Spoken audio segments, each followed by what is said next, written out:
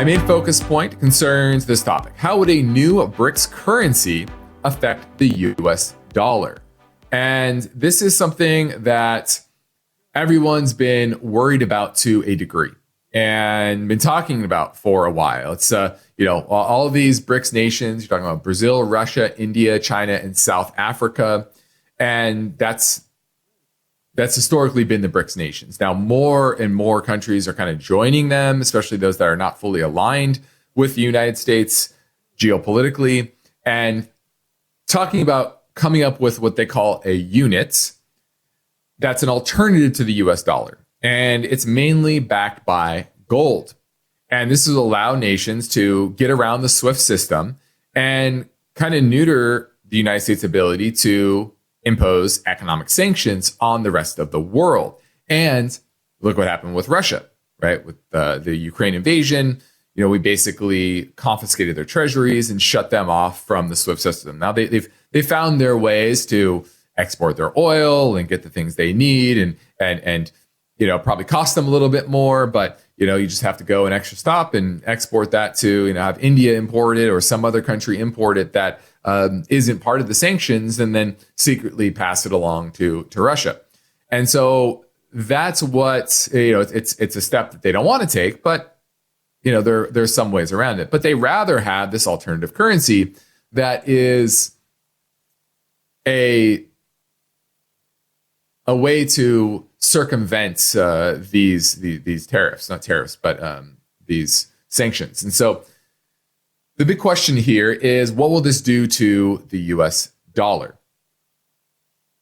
Now, first off, it would be able to deter us from weaponizing the SWIFT system.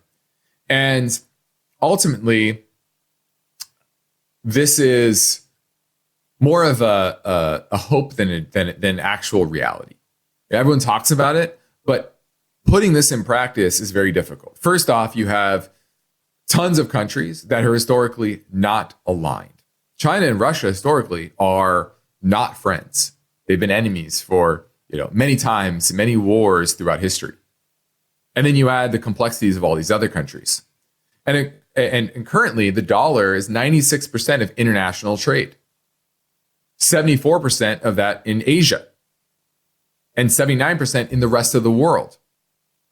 And so, and right now the dollar is 88% of currency exchanges and 59% of all foreign currency reserves held by central banks.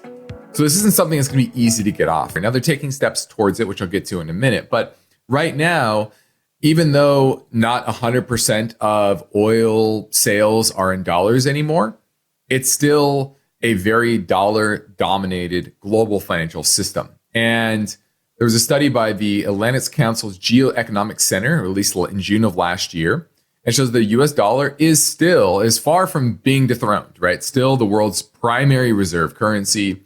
And it dominates reserve assets, trade invoicing, currency transactions globally. And that looks secure in the near and even medium-term future.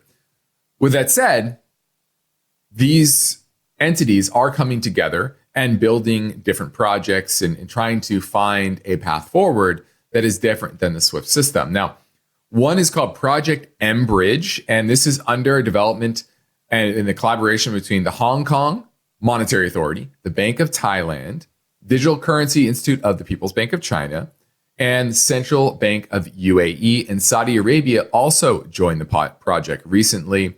And in June of last year, Enbridge platform reached what is called MVP, minimum viable product stage. And this is built on the Ethereum platform. And so they're getting closer and closer to it. But I want to highlight a basic fact around what the unit, so they're calling this the unit, right? Instead of the dollar, what do you call this thing? What do you call this unit of account? Because that's what the dollar is, or any currency is. It's a unit of account. And that's why they're calling it the unit. And so it's backed 40% by gold and 60% by local currencies in the BRICS union. So here's the long and short of it. The BRICS currency already exists. It's called gold.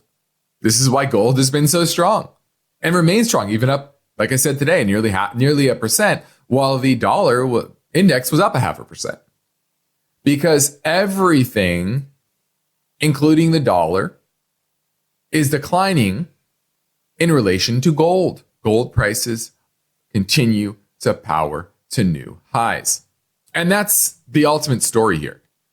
So if you want to make an adjustment based on this changing world order, geopolitical trends, gold is what is in demand and will likely increasingly be in demand.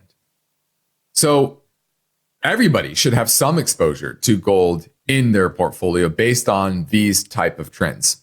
And it doesn't necessarily have to just be gold. It can be silver. It can be other types of harder assets and commodities. And, even real estate in these type of countries that will benefit once, if a BRICS currency comes to fruition and is starting to be used. So that's the takeaway here. It doesn't mean the dollar is headed for hell in a handbasket in the short term or the medium term, or even guaranteed in the long term. But things are changing and you have to adjust for that, and you need to properly hedge for those changes. And really the best hedge, most stable, consistent hedge, is definitely gold exposure.